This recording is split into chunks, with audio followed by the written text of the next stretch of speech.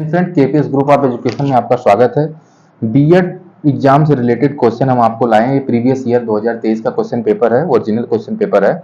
और आपको मैं बताते चलूं, खंड ब कला वर्ग, जैसा कि आप लोग यहाँ पे टाइटल देख सकते हैं। साइंस वर्ग के लिए अलग होता है, कला वर्ग के लिए अलग होता है। तो इस वीडियो ट्यूटोरियल में हम कला वर्ग के लिए हम लोग सामान्य विज्ञान इसमें देखेंगे। जीके जीएस करंट अफेयर से रिलेटेड क्वेश्चन जो भी 50 क्वेश्चन है वो हम लोग इस वीडियो में डिस्कस करने वाले हैं। तो आपका एग्जाम 9 जून को आने वाला है, 2024 9 जून को। सभी बच्चे ध्यान दीजिए, जो बीएड के भरे हुए हैं उनका जबरदस्त रिवीजन है। तो आप लोग अगर इस वीडियो में पहली बार आ रहे हैं, चैनल को सब्सक्राइब कर लीजिएगा भाई, और नोटिफिकेशन प्रेस करके रहिए, क्योंकि बीएड के लिए जब तक मैं एग्जाम नहीं आ सकता तब तक मैं ओरिजिनल पेपर इस पे अपलोड करा रहा हूँ।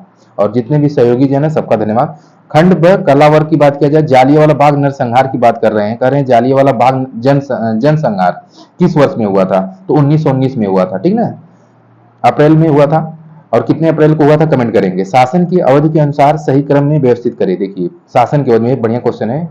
और जैसा कि आप लोग जानते हैं, चौथा से क्या खिलजी वंश था सबसे पहले। उसके बाद देखिए, पहले तुगलक राजवंश आया, फिर तीसरे पे सैयद वंश आया, फिर लोधी वंश आया। तो option B is the right. अगला क्वेश्चन है, भारतीय राष्ट्रीय कांग्रेस की स्थापना पूछा है, वर्ष 1885 में हुआ था, ठीक है। 1885 इंपोर्टेंट है, कई तिथियां इस पे रिलेटेड है। प्रसिद्ध जंग प्रतिरोधी लौह स्तंभ कहां पर स्थित है? दिल्ली में है। कहां पर स्थित है? दिल्ली में। देखिए, दो दिल्ली बोली जाती है, एक नई दिल्ली, एक दिल्ली बोली जाती है, पुरानी दिल्ली, ठीक है। तो आप उस बात को ध्यान रखेंगे। अपने शासन के अंतिम वर्षों में अकबर की सत्ता राजकुमार सलीम के विद्रोहों के कारण लड़खड़ाई, जो भविष्य में सम्राट कहलाए। किसका? जहांगीर सम्राट कहलाए। वर्ष 1824 में सिपाहियों ने ईस्ट इंडिया कंपनी के लिए लड़ने के लिए समुद्री मार्ग से कहां जाने से इंकार कर दिया था? बर्मा, ठीक है ना, वो बर्मा उसको बोला जाता है। अब वर्मा बोला जाता है, म्यांमार बोला जाता है, वो एक कंट्री है। गुप्त वंश की बात करें, गुप्त वंश के किस शासक ने सबसे पहले महाराजा धीराज जैसी बड़ी उपाधि धारण की थी? तो चंद्रगुप्त फर्स्ट ने दायर की थी, ठीक है। ये सारे राजा महान है, सबके बारे में आप लोग पढ़ लीजिएगा, हिस्ट्री से है। अगला क्वेश्चन है, 1761 की पानीपत की तीसरी लड़ाई में कौन पराजित हुए थे? तो मराठा लोग पराजित हुए थे। पानीपत की सारी लड़ाई आप लोग पढ़ लीजिएगा। अगला क्वेश्चन है, कौन सी अक्षांश रेखा यूरोप से होकर गुजरती है? आर्कटिक वृत्त। कौन सी? आर्कटिक वृत्त। अगला क्वेश्चन है, भारत का कश्मीर से कन्याकुमारी तक उत्तर दक्षिण विस्तार लगभग कितना है? तो 3200 किलोमीटर। कितना है? 3200 किलोमीटर। टोटल कितना है? 32,87,263 वर्ग किलोमीटर। अगला क्वेश्चन, पृथ्वी के आकार को कैसा बताया जाता है? तो चपटा अंडाकार बताया जाता है। पहले लोग गोलाकार बताते थे, लेकिन जब हम लोग भूगोल स्टडी किए, बढ़िया से सब लोगों ने स्टडी किया, पता क्या? चपटा अंडाकार, ठीक है। पहले छोटे छोटे जीके जीएस में लोग बता देते थे, जो 28 रुपया 20 रुपया किताबें आती थी। अगला क्वेश्चन दोस्तों, रूस में यूराल पर्वत किस प्रकार के पर्वत हैं? तो पुराने वलित पर्वत जैसे हैं। अगला क्वेश्चन है, उत्तर अयनांत के समय उत्तरी गोलार्ध में कौन सी ऋतु होती है? उत्तरी गोलार्ध, दक्षिणी गोलार्ध, दो गोलार्ध होती है, उसमें ग्रीष्म होती है। अगला क्वेश्चन है, कौन सी पर्वत श्रृंखला एशिया को यूरोप से अलग करती? एशिया को यूरोप से अलग करती, तो दोनों महाद्वीप है, एशिया भी महाद्वीप, यूरोप भी, दोनों को अलग करती है यूराल, ठीक है ना। अगला क्वेश्चन है, उत्तरी गोलार्ध में वर्ष की किस तिथि को उत्तर अन्यांत होता है? तो 23 सितंबर को होता। कब होता? 23 सितंबर को होता। यूरेशिया, जो हम एशिया तथा का संयुक्त भूभाग है, यूरोप का है। यूरेशिया, एशिया किसका भाग है? यूरोप का भाग है, ठीक है। आगे बढ़ा जाए दोस्तों। अगला क्वेश्चन दोस्तों ये कह रहा है कि कौन सा या कौन से भारतीय सरकार का अंग है? पहला तो दिया मीडिया, विधायिका, कार्यकारी दिया, न्यायपालिका दिया है। तो सेकंड से स्टार्ट किया है, यानी विधायिका है, फिर थर्ड नंबर पे कार्यकारी है, फिर फोर्थ नंबर पे क्या है? न्यायपालिका है। तो थर्ड इज द राइट, मतलब ऑप्शन नंबर सी, ABC, ठीक है। अगला क्वेश्चन है, किस प्रकार की सरकार नागरिकों का सम्मान बढ़ाती है? तो लोकतांत्रिक, ठीक है। भारतीय संविधान में कितने प्रकार के प्रादेश, हाँ जी, प्रादेश जारी किए जा सकते हैं? तो 5 प्रकार के। अगला क्वेश्चन है, किस प्रकार के शासन में शासकों का चुनाव लोग करते हैं? तो लोकतंत्र में करते हैं, जैसा कि हमारे देश में।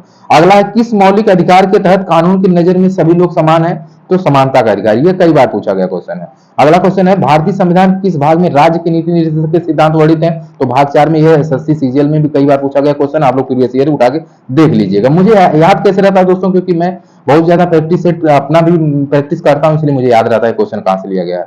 अगला क्वेश्चन है, नागरिक कौन से मौलिक अधिकार का सहारा लेकर अदालत जा सकता है जब उसे लगता है कि राज्य द्वारा उसके किसी मौलिक अधिकार का उल्लंघन किया जा रहा है? तो ये डी है, संवैधानिक उपचार का अधिकार। अगला दोस्तों क्वेश्चन कर रहा है कि भारतीय संविधान के किस खंड को आमतौर पर उसकी अंतरात्मा भी कहा जाता है? तो मौलिक अधिकार को कहा जाता है। ये क्वेश्चन भी इंपॉर्टेंट है। अगला क्वेश्चन है, राष्ट्रीय आय की गणना कैसे की जाती है? तो निविट नेट, यानी राष्ट्रीय उत्पाद माइनस अप्रत्यक्ष प्लस अनुप्रत्यक्ष। ये भी MTS का क्वेश्चन पिछली बार पूछा गया था। कुछ क्वेश्चन देखिए SSC की भी रख दिया गया है। अगला क्वेश्चन है आर्थिक गतिविधियों, क्योंकि भाई पेपर बनाने वाले कहां से बना देंगे, उनका कुछ कहा नहीं जा सकता। अगला क्वेश्चन है कि आर्थिक गतिविधियों हालांकि 3 अलग अलग श्रेणियों में वर्गीकृत है, तो ये अन्योन्याश्रित है। अगला क्वेश्चन है अर्थशास्त्र में जीडीपी में डी का को प्रदर्शित करता है। ऐसे क्वेश्चन देखिए बीएड में कभी बार पूछा जाता है। अर्थशास्त्र में जीडीपी में डी का क्या मतलब है, सॉरी डी का मतलब क्या है, डोमेस्टिक, ठीक है। अगला क्वेश्चन है प्राकृतिक तंत्र की बात कर रहे हैं, प्राकृतिक तंत्र की क्षमता को बनाए रखने के साथ ही मनुष्यों में विकास कहा जाता है। तो प्राकृतिक तंत्र की क्षमता को बनाए रखने के साथ ही मनुष्यों का विकास सतत विकास कहा जाता है, इसमें सतत विकास आएगा, यानी 78 का सी।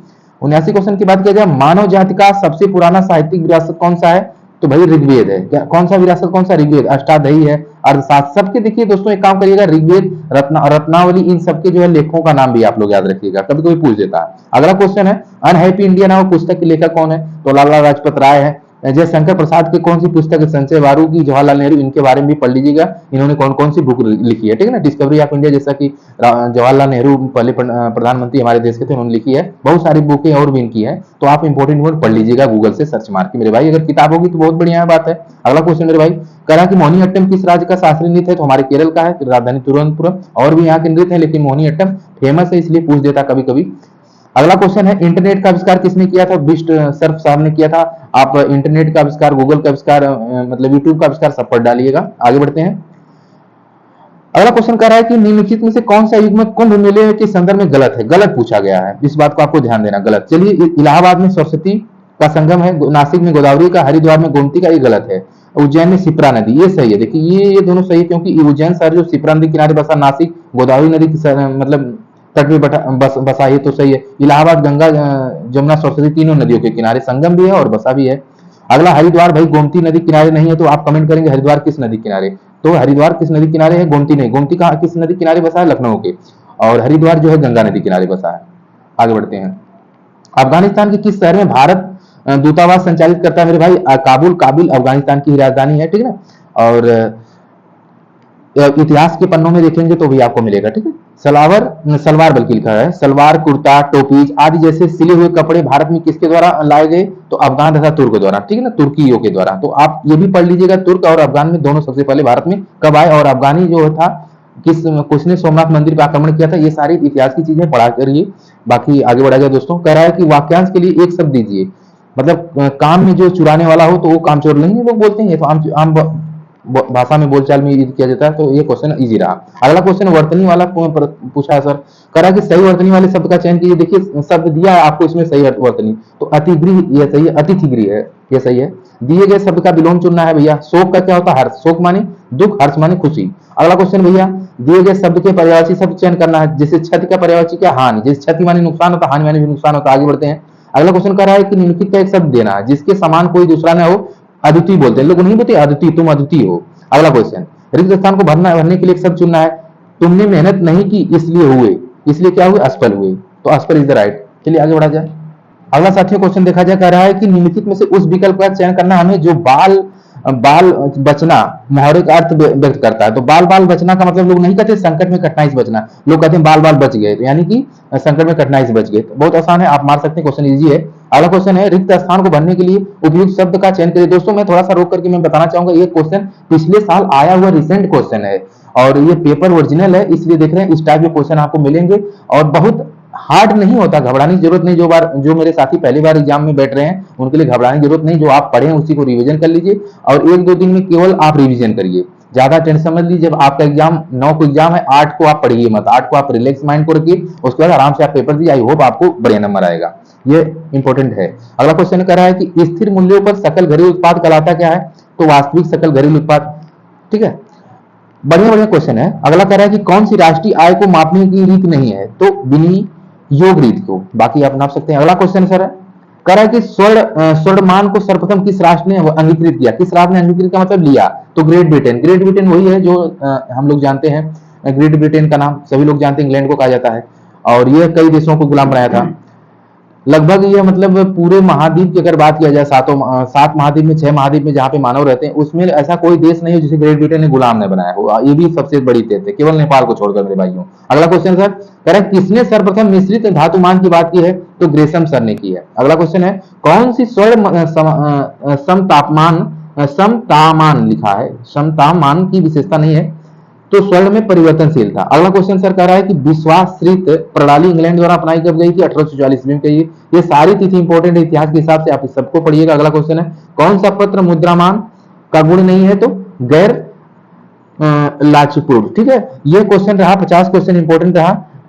कला वर्ग के लिए, कला वर्ग और साइंस वर्ग के लिए अलग अलग होता है, आप लोग ध्यान दीजिएगा। अगर कला वर्ग से हैं आप लोग इंपॉर्टेंट है, अगर साइंस वाले मेरे भाई हैं इस वीडियो को देख रहे हैं उनके लिए कोई नुकसान नहीं होने वाला है। और भी एसएससी से रिलेटेड किसी भी एग्जाम को लोग देने सबके लिए फायदा होगा। जय हिंद, जय भारत, धन्यवाद।